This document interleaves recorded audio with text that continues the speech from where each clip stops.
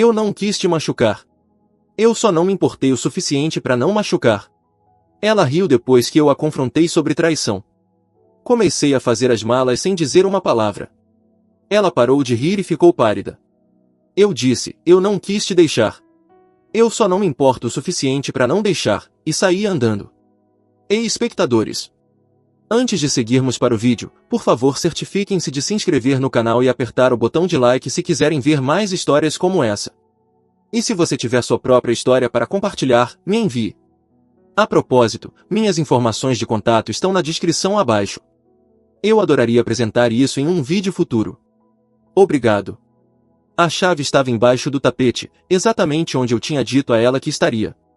Meu voo de volta da conferência de Denver tinha sido cancelado, depois restabelecido, me deixando pousando à meia-noite em vez de 4 da tarde. Eu tinha mandado mensagem para ela do aeroporto, mas não recebi resposta. Não era incomum numa noite de sexta-feira. Ela provavelmente estava fora com as meninas, o celular enterrado no fundo de alguma bolsinha brilhante. Eu só queria minha cama. O silêncio do nosso apartamento era um alívio depois de 3 dias de networking forçado. Joguei minha mala perto da porta, o baque alto demais no silêncio. Foi quando eu os vi. 2 copos de vinho na mesa de centro, um com uma mancha de batom na cor de amoras esmagadas. A cor dela. Uma jaqueta de couro masculina estava jogada sobre o encosto da poltrona de leitura dela. Uma jaqueta que eu não tinha. Um vazio frio e zumbindo se abriu no meu peito. Eu caminhei, como um robô, pelo corredor. A porta do nosso quarto estava entreaberta. A cena era um clichê. A forma adormecida dela. De costas para mim. E a silhueta desconhecida de um homem ao lado dela. O braço dele estava jogado sobre a cintura dela. No chão, uma embalagem de camisinha brilhava na luz da rua que entrava pelas persianas. Eu não gritei. Eu não joguei nada. O zumbido no meu peito só ficou mais alto, abafando tudo. Saí de costas silenciosamente, fui para a sala e sentei no sofá, bem ao lado dos copos sujos. Eu esperei. 1 hora depois, ouvi um arrastar. A luz do banheiro acendeu, depois apagou. Ele saiu arrastando os pés, sem camisa, parando morto quando me viu. Era mais jovem, com a barba por fazer cuidadosamente mantida de um cara que se esforça para parecer que não se esforça. Ele não disse uma palavra, só voltou correndo pelo corredor. Ouvi sussurros frenéticos. Emily saiu sozinha, enrolada no roupão de seda, o rosto uma máscara de pânico endurecendo em desafio. O cara. Tyler. Eu descobriria depois, passou por mim com a jaqueta e os sapatos, sem fazer contato visual, e saiu sozinho. A porta clicou fechando. O silêncio voltou, agora carregado e doentio. Há quanto tempo? Minha voz soou estranha, calma e plana. Ethan, não é o que você pensa. É exatamente o que eu penso. Há quanto tempo, Emily? Ela cruzou os braços, se abraçando. Algumas vezes. Não significa nada. Meses. Semanas. 3 meses. Uma risada, amarga e afiada, tentou subir pela minha garganta. Eu engoli. 3 meses. Eu tinha estado em Denver apresentando o projeto que garantiria o financiamento da minha equipe. O projeto em que eu tinha trabalhado até tarde por semanas. Aquele que ela chamava de seus planilhinhas chatos, com um beijo provocador. Eu pensei que o beijo era carinho.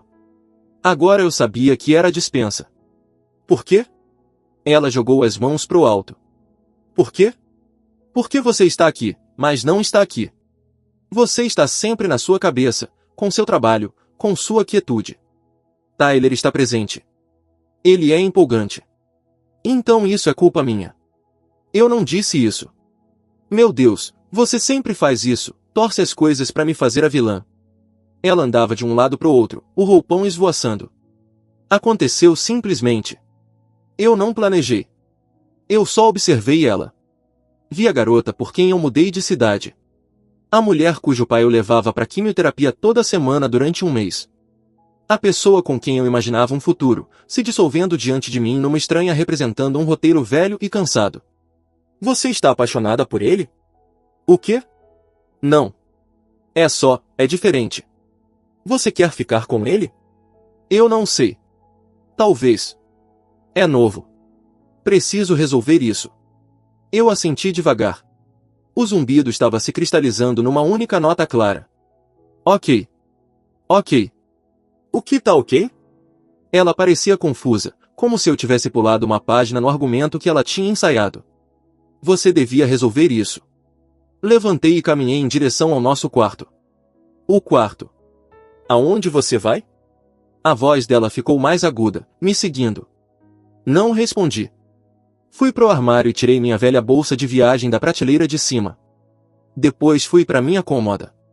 Meias, cuecas, camisetas, jeans. Empacotei metodicamente, sem dobrar nada, só colocando dentro. O que você tá fazendo? Ela estava na porta agora, a voz subindo uma oitava. Passei por ela até o banheiro. Escova de dentes, barbeador, desodorante. O estojo reserva de lentes de contato. Joguei tudo no kit de higiene. Para com isso, ela exigiu, me seguindo de volta pro quarto. Para com isso agora mesmo. Você tá mesmo fazendo mala? Você vai embora? Por causa disso. Abri minha mala do corredor, aquela que eu tinha usado por 3 dias, e comecei a transferir o conteúdo da bolsa de viagem para dentro dela. Roupas de trabalho, sapatos sociais, minha pasta de portfólio. Ethan, fala comigo. Foi só sexo. Você tá sendo ridículo. Finalmente virei para olhar para ela. O desafio ainda estava lá, mas estava rachando nas bordas, revelando pânico por baixo. Ela não conseguia controlar a narrativa se eu me recusasse a dizer minhas falas. Fala alguma coisa, ela gritou, as palavras quicando nas paredes. Respirei devagar. A nota clara na minha cabeça era um comando, não engaje, só vá. Eu preciso entender, eu disse, minha voz ainda aquele terrível, calmo uniforme. Então você tá dizendo que não pretendia me machucar? Não, claro que eu não pretendia. Meu Deus, ela soltou um som frustrado e nervoso, meia risada, um escárnio. Era para me diminuir, para enquadrar minha dor como uma super-reação à transgressão casual dela. Eu não quis te machucar, eu só não me importei o suficiente para não machucar. Lá estava, o cerne da coisa, polido e oferecido com um dar de ombros. Não maldade, mas indiferença absoluta e trivial. Meu amor, minha confiança, nossos 5 anos, não valiam o esforço mínimo de se importar o suficiente para não quebrar tudo. Algo se assentou em mim então, final, como um ferrolho pesado deslizando no lugar. Virei de volta para a mala e fechei o zíper. O som foi definitivo. Peguei ela, joguei minha bolsa do laptop no ombro. Caminhei em direção à porta da frente. A confusão dela tinha virado medo real. Ela se plantou entre mim e a porta. Espera, você tá indo embora mesmo? Assim? Pra onde você vai? Parei, olhando para ela, realmente olhando. A mulher que eu amava tinha sumido. E isso era só o invólucro que ela tinha deixado para trás. Vi o tom pálido da pele dela, os olhos se arregalando enquanto ela percebia que eu não estava fazendo birra. Isso era uma saída. Eu não quis te deixar, eu disse, minha voz baixa e perfeitamente nivelada. Um espelho das palavras dela. Eu só não me importo o suficiente para não deixar. O último fiapo de cor sumiu do rosto dela. Os lábios dela se abriram, mas nenhum som saiu. A risada tinha sumido, o desafio apagado. Ela só parecia vazia. Passei por ela, um movimento gentil mas irrevogável. Abri a porta. Não olhei para trás. Entrei no corredor, puxando a porta para fechar atrás de mim. Não bateu. Clicou fechando com um som suave e final, como a tampa de uma caixa se fechando sobre algo que já estava morto. O quarto de hotel cheirava a limpador com aroma de citros e vazio. Eu tinha escolhido o mais barato perto do aeroporto, um lugar feito para gente de passagem.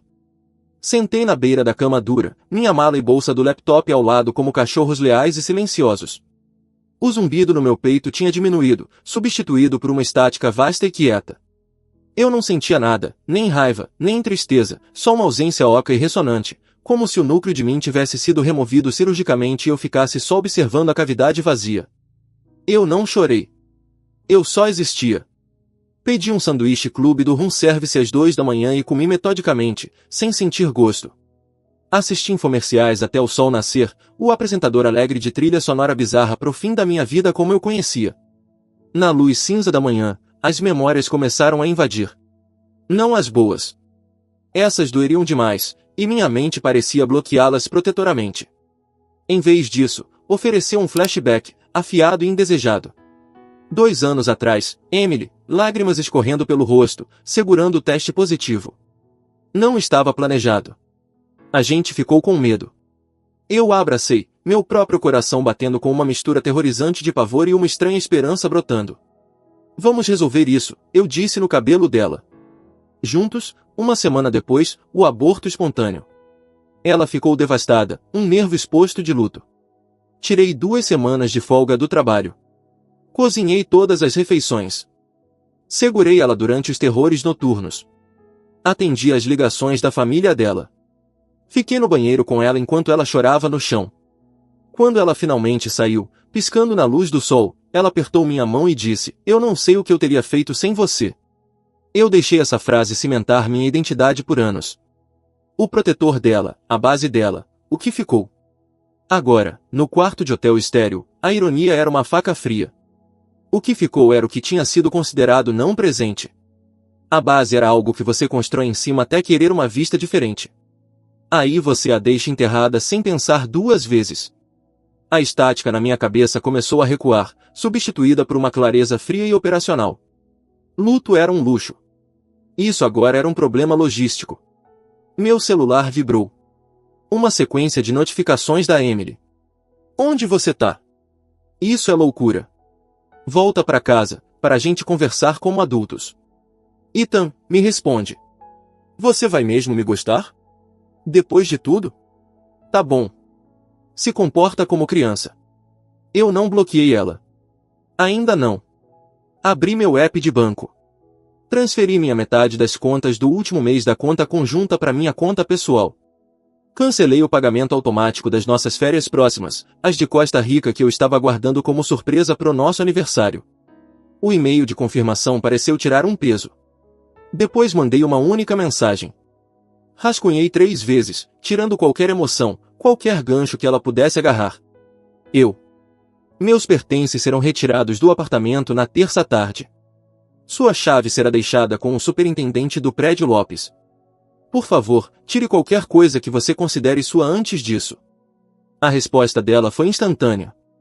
"Emily, que porra, Ethan? Você tá desistindo assim? Você nem vai lutar por nós? É tão pouco que eu significo pra você?" Coloquei o celular de tela para baixo. Foi a última mensagem dela que eu li. Fui metodicamente pelas minhas redes sociais. Desmarquei minhas fotos. Mudei meu status de relacionamento para solteiro. Deixei de seguir ela. E então, sem drama, bloqueei ela. Em tudo. Instagram, Facebook, Twitter, até Spotify. Não foi ato de raiva. Foi higiene. Removendo uma fonte de infecção. Depois, os amigos. Nosso círculo mútuo. Escolhi 3 que eu mais respeitava e mandei mensagens quase idênticas. "Oi. Só um aviso, Emily e eu terminamos. Foi por causa de infidelidade da parte dela. Não quero discutir detalhes, mas queria que vocês soubessem por mim. Vou ficar um tempo afastado, mas valorizo a amizade de vocês."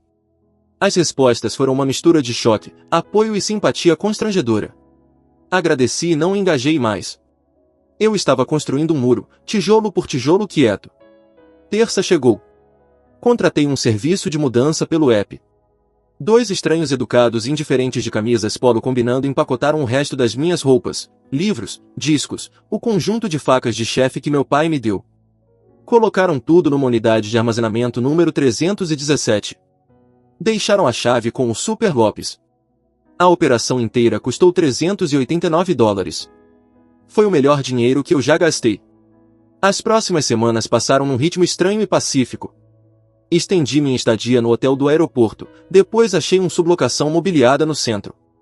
Uma caixa minimalista com vista para outros prédios. Fui trabalhar. Fiz meu trabalho. Voltei para casa. Comecei a correr ao longo do rio, o impacto dos meus pés no asfalto como meditação. O silêncio no meu apartamento não era mais vazio. Era limpo. O primeiro replay de karma veio 3 semanas depois, via Derek, um dos amigos mútuos que eu tinha mandado mensagem. A gente se encontrou para tomar uma cerveja, ideia dele. Então, ele disse, se mexendo desconfortável depois do primeiro gole. "Você realmente sumiu do mapa, cara." Só focando, eu disse. Em quê? Em não focar no passado. Ele assentiu, depois se inclinou um pouco. Olha, provavelmente eu não devia te contar isso, mas como você tá tão calmo, as coisas não estão bem com a Emily e o Tyler. Tomei um gole. Não disse nada. Meu silêncio foi um convite para ele continuar, não por curiosidade, mas porque eu entendi que ele precisava descarregar. Ela mudou ele pra lá, tipo, uma semana depois que você saiu. Drama pesado. Mas o cara, ele é uma bagunça. Perdeu o emprego de bartender, aparecia bêbado, ou não aparecia. Ouvi da Sarah que ele tem um histórico. Pequenos furtos. Conduta desordeira. Fiquei quieto. E a Emily, não tá a mesma. Ela postou um monte de fotos de novo capítulo com ele. Mas na semana passada, postou uma frase vaga sobre confiar nas pessoas erradas. Depois deletou. Sarah disse que viu eles gritando um com o outro no estacionamento. Ele jogou uma sacola de comida no carro dela. Senti uma pena distante, abstrata. O tipo que você sente por um personagem de filme fazendo escolhas obviamente terríveis. Não tinha conexão comigo. Parece instável. Eu disse finalmente, voz neutra. Sem brincadeira. Você escapou por pouco, cara. Não concordei nem discordei. Uma bala implica que algo foi atirado em você. Isso pareceu mais que eu saí voluntariamente de um caminho que já estava desmoronando à minha frente mesmo assim. Naquela noite, de volta no meu sublocação quieto, meu celular vibrou com uma mensagem de número desconhecido. Desconhecido. Ethan, é a Emily. Eu sei que você me bloqueou. Por favor. Eu cometi um erro enorme. A gente pode só conversar? Eu sinto muito pelo que eu disse. Pelo que eu fiz. Eu sinto muito. As palavras ficaram ali na tela, brilhando no quarto escuro. Eu não senti nada. Nem satisfação. Nem schadenfreude. Nem amolecimento. O pedido de desculpas dela era uma pedrinha jogada no oceano da minha indiferença. Não respondi. Não bloqueei o número. Só deslizei a notificação para longe. A tela escureceu, refletindo minha expressão plácida de volta para mim. O silêncio, mais uma vez, era absoluto. E pela primeira vez desde que encontrei aqueles copos de vinho, parecia meu. O silêncio depois da primeira mensagem dela não era tática. Era simplesmente meu novo estado de ser. As palavras dela entraram na atmosfera da minha vida e se dissiparam como fumaça num espaço vasto e aberto. Eu não me sentia forte nem vingado. Eu me sentia livre. As algemas não foram quebradas numa luta dramática. Eu simplesmente percebi que nunca estiveram trancadas, e saí andando delas. Minha vida começou a se encher de novo, não com barulho, mas com substância. Me inscreve num curso de marcenaria no centro comunitário, algo que eu sempre falava com a Emily, que chamava de hobby de velho empoeirado. O cheiro de serragem e o foco necessário para fazer um corte reto eram meditação. Reconectei com Ben, um amigo da faculdade que ela achava cínico demais, e a gente começou a fazer trilha todo domingo. As conversas eram fáceis, pontuadas por silêncios confortáveis enquanto subíamos. Eu não falava dela. Ele não perguntava. Enquanto isso, o mundo do meu passado continuava a se incendiar sem mim. As atualizações vinham esparsas, pelo vinhedo relutante de conhecidos mútuos que pareciam precisar confirmar o acidente de trem. O desmoronamento do Tyler foi rápido e público. Um amigo de um amigo postou um vídeo borrado e dramático de um bar no centro 2 meses depois que eu saí. Era o Tyler, sem camisa e gritando, sendo imobilizado no capô de uma viatura da polícia. A legenda dizia, cara tentou brigar com o segurança, o bartender e os policiais. #Ix. Passei direto. Era a tragédia de outra pessoa. Depois veio o primeiro macaco voador. Foi uma ligação da Lacey, a amiga mais próxima da Emily, e uma mulher que sempre me viu como um acessório levemente decepcionante na vida da Emily. Ethan, oi. Meu Deus, quanto tempo. A voz dela era doce com calor falso. Lacey, eu estava na minha oficina, lixando a borda de uma tábua de servir de bordo. Escuta, eu tô ligando como amiga de vocês dois. Eu sei que o que a Emily fez foi imperdoável. Não confirmei nem neguei. Continuei lixando. Os vis-vi rítmico eram um contraponto calmante à voz dela. Mas ela tá muito mal. Aquele cara, Tyler? Ele era um monstro. Ele estourou o cartão de crédito dela. Deu um olho roxo antes de ser preso. Ela tá devastada e sozinha. Svi-se. Ela aprendeu a lição, Ethan. Uma bem dura. Acho que se você só escutasse ela, poderia ajudar ela a se curar. Ela ainda te ama, sabe? Ela tá tão perdida. Coloquei a lixadeira de lado. A madeira estava lisa sob meus dedos. Agradeço você ter entrado em contato, Lacey, eu disse, voz equilibrada. Mas minha decisão é final. Espero que ela encontre o apoio que precisa. O subtexto era claro, de outra pessoa. Houve uma pausa longa. Minha educação tinha desarmado o roteiro dela. Você é mesmo tão frio assim? Ela disse finalmente, a doçura evaporando. Naquilo eu resolvi, eu corrigi gentilmente. Se cuida. A próxima tentativa foi mais direta. Um voicemail da irmã da Emily, Chelsea. Uma mulher cuja aprovação eu passei anos correndo atrás em vão. Ethan, é a Chelsea. Olha, eu nunca me meti nas coisas de vocês. Mas isso foi longe demais. Ela errou, tá? As pessoas cometem erros. Mas você abandonar ela completamente, quando ela tá no fundo do poço. Esse não é o homem que eu achava que você era. Aquele cretino do T tá na cadeia onde merece. Mas ela é quem tá cumprindo prisão perpétua na própria cabeça. Tenha compaixão. Liga pra ela. Deletei o voicemail. O homem que ela achava que eu era ficção. Uma figura plácida e acomodada que existia para estabilizar a irmã dela. Aquele homem tinha sumido. O último ponto de dados desesperado não veio por pessoa, mas pela névoa digital. Por curiosidade mórbida, numa noite lenta, Ben puxou os registros públicos do tribunal do Tyler no laptop dele. Lá estava. Múltiplas acusações da briga no bar, mais um mandado anterior por violação de ordem de restrição de outra ex-namorada. O cara era um padrão, não uma anomalia. A Emily não tinha trocado por empolgação. Ela tinha pulado de uma plataforma estável para uma falha geológica conhecida. Depois, meu celular acendeu com um número local. Deixei ir pro voicemail. Uma hora depois, ouvi. Era a Emily, mas não a mulher implorando e despedaçada das mensagens. Essa voz estava crua, esfarrapada e crepitando com uma fúria que finalmente tinha atravessado a fachada de vítima. Sabe de uma coisa, Ethan? Tá bom. Você venceu. Você é o perfeito mártir estoico. Entendi. As palavras estavam arrastadas, seja por bebida ou lágrimas. Eu sou a vilã. Eu sou a louca que estragou tudo. Mas você? Você nunca foi capaz de amor de verdade, foi? Amor de verdade perdoa. Amor de verdade luta. Você só vai embora. Você é um fantasma.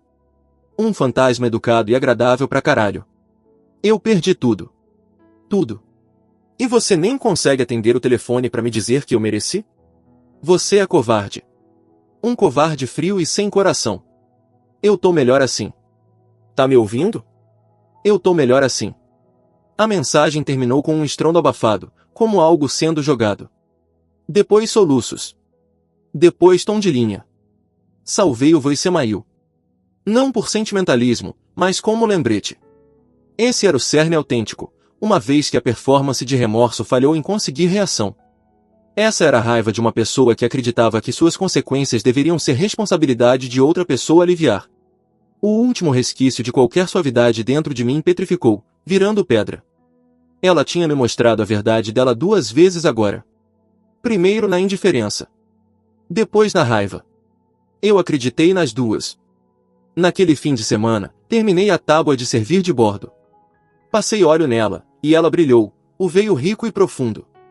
Ben veio aqui, e eu grelhei bifes. A gente comeu na minha nova criação. Enquanto sentávamos na pequena varanda do sublocação, as luzes da cidade piscando, uma paz profunda e inabalável se assentou sobre mim. O barulho do meu passado era um eco distante sumindo. Aqui, no presente quieto, eu estava construindo algo real. Um corte reto, um dia calmo de cada vez. O palco estava armado. O ato final não era meu para performar. Mas eu sabia, com uma certeza que parecia destino, que ela ia tentar me arrastar de volta pro teatro dela uma última vez. E eu sabia, com certeza ainda maior, que eu não teria mais falas para dizer. 6 meses exatos depois que eu saí, eu estava esperando um café no The Grind, uma cafeteria perto do meu novo escritório. O sublocação tinha ido embora. Eu tinha alugado um apartamento moderno e arejado com vista pro rio e espaço para uma oficina de verdade. A tábua de bordo tinha sido o primeiro de muitos projetos.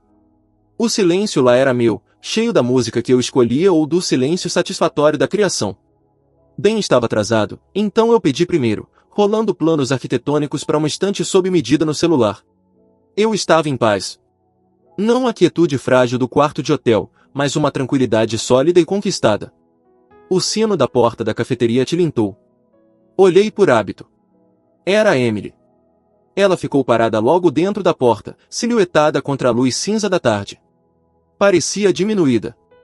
A mulher vibrante e descuidada que riu da minha dor tinha sumido. Essa mulher estava mais magra, os ombros curvados dentro de um casaco que parecia grande demais. Os olhos dela, procurando um lugar, pousaram em mim e se arregalaram. Um caleidoscópio de emoções torceu as feições dela. Choque. Esperança. Um cálculo frenético. Vergonha profunda. Eu observei tudo se desenrolar de longe, como se observando um animal curioso. Não senti nada. Nem pico de adrenalina. Nem frio. Só um interesse observacional leve no que ela faria em seguida. Ela caminhou em direção a mim. Minha mesa era perto da janela, uma mesinha de 2 lugares. Não tinha rota de fuga para ela, nem abordagem ambígua. Era uma linha direta. Ethan. A voz dela era um trapo de som, rouca por desuso ou choro. Dei um único aceno lento. Emily. Ela se encolheu com a neutralidade. Era pior que ódio. Você tá com uma cara ótima. Era verdade. A corrida e a marcenaria tinham me deixado mais magro. A tensão constante que ela trazia para minha vida tinha evaporado do meu rosto. Eu parecia descansado. Obrigado, eu disse, como se ela tivesse elogiado a gravata de um estranho. Posso? A mão dela gesticulou fracamente para a cadeira vazia na minha frente. Estou esperando um amigo. Nem sim. Nem não. Um fato simples. Só por um segundo. Por favor. O por favor era frágil. Inclinei a cabeça, uma concessão mínima. Ela sentou, empoleirando na beira da cadeira como um pássaro pronto para voar. As mãos dela torciam um guardanapo do suporte. Ela olhou para as minhas mãos, pro meu rosto, pro meu copo de café, para qualquer lugar menos diretamente pros meus olhos, que tinham só um foco calmo e sem piscar. Eu nem sei por onde começar. Ela respirou tremendo. Tudo desmoronou. Tudo. O que eu disse para você naquela noite? Foi a pior coisa que eu já disse para alguém. Não era verdade. Eu estava tentando te machucar porque eu me sentia tão culpada. Eu fui covarde. Eu escutei.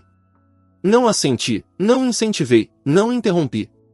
Eu era um lago absorvendo uma pedrinha. Ela afundou sem ondulação. Tyler, ele era um vigarista. Um abusador. Ele pegou o dinheiro. Ele me bateu. Ela disse essa última parte rápido, como se testando como uma chave para minha simpatia. Minha expressão não mudou. Ele tá na cadeia agora. Por um bom tempo, eu acho. E eu tô tão sozinha. Meus amigos eles não entendem. A Lacey só diz, eu te avisei. A Chelsea tá cansada do meu drama. Ela deu uma risada molhada e patética. Eu tô em terapia agora. Realmente fazendo trabalho. Eu tô. Ela finalmente olhou para cima, os olhos procurando nos meus por uma rachadura. Um lampejo do velho Ethan. O protetor. Aquele que absorvia a dor dela. Ela encontrou só uma superfície educada e impenetrável. Eu revivi aquela noite 1000 vezes, ela sussurrou, lágrimas se acumulando. Eu fui idiota. Uma idiota cruel e egoísta. Joguei fora a melhor coisa que eu já tive porque eu tava entediada e burra e ele me deu atenção barata. Eu sinto muito, muito, Ethan. Não só pela traição. Pelas palavras. Por fazer você se sentir como se fosse nada. Você era tudo. O barista chamou meu nome. Levantei, peguei meu café no balcão e voltei para a mesa. Não ofereci pegar nada para ela. Tomei um gole lento, o amargor rico me ancorando no presente. Esse momento. Esse fechamento. Está aqui. Ela reuniu coragem. Uma esperança desesperada iluminando o rosto manchado de lágrimas. Tem alguma chance? Nem que seja para um café, só para conversar. Não agora, mas algum dia? Eu entenderia se você me odiasse para sempre. Mas talvez? Talvez a gente pudesse achar um jeito de ser civilizado? Ou, eu aceitaria qualquer coisa. Só uma chance de te mostrar que eu não sou mais aquela pessoa. Esse era o último lance dela. A vulnerabilidade total. A culpa admitida. A promessa de mudança. Era uma boa performance. Poderia ter funcionado no velho eu. Coloquei o copo na mesa com um clique suave. Olhei para ela, realmente olhei, e vi não um fantasma do meu antigo amor, mas uma mulher triste e encalhada que tinha queimado a própria vida e agora sentia o cheiro de fumaça no vento da minha. Você me disse a verdade naquela noite, Emily. Eu disse, minha voz baixa, uniforme e perfeitamente clara. Você não se importou o suficiente. Isso não era você sendo cruel. Era você sendo honesta pela primeira vez em muito tempo. Ela abriu a boca para protestar. Mas eu continuei, o ritmo constante das minhas palavras uma parede que ela não conseguia escalar. Essa verdade me deu a clareza que eu precisava para sair. Foi o único presente que você me deu nesses últimos meses. Pausei, deixando a brutal gentileza daquela frase assentar. Eu não quero te machucar dizendo isso, mas essa mesma verdade significa que eu não me importo o suficiente para revisitar isso. Para relitigar o passado. Não tem nada pra gente construir a partir daí. Só cinzas. O rosto dela desmoronou. A esperança se apagou, deixando um desespero vazio. Então é isso. Você não sente nada. Eu sinto paz, eu disse. Foi a coisa mais honesta e devastadora que eu poderia ter dito para ela. Eu espero de verdade que sua terapia te ajude a encontrar a sua. Naquele momento, Ben entrou pela porta, me avistando. Deu um aceno rápido, os olhos passando pela Emily com um reconhecimento breve e neutro antes de voltar para mim, uma pergunta nas sobrancelhas. Dei para ele um sorriso pequeno e genuíno, um que ela não via há anos, e virei para ela pela última vez. Meu amigo chegou. Tenho que ir. Levantei, pegando meu café. Se cuida, Emily. Foi o beijo de despedida de um estranho. Um adeus educado e terminal. Caminhei pro balcão para encontrar o Ben. Ouvi o arrastar da cadeira dela, um som engasgado. Não virei. Ben bateu no meu ombro. Tá bem, cara? Nunca estive melhor, eu disse, e era verdade. Pronto para ir? Enquanto saíamos pro ar fresco da tarde, eu não me perguntei o que ela estava fazendo. Não senti o olhar dela nas minhas costas. Eu já tinha ido embora há meses. O homem por quem ela estava implorando não existia mais. Ele tinha saído numa noite, e no lugar dele estava alguém que ela nunca conheceria. Alguém que tinha construído uma vida, pedaço por pedaço constante, numa fundação de dignidade quieta, longe do barulho das consequências dela. O último fio foi cortado, não com um grito, mas com uma verdade quieta e definitiva, e o silêncio que veio depois era finalmente, completamente, meu. Obrigado por assistir. Certifique-se de se inscrever no canal e apertar o botão de like. O que você acha dessa história? Compartilhe nos comentários. Pronto, agora tá completo do começo ao fim, sem nenhuma parte cortada.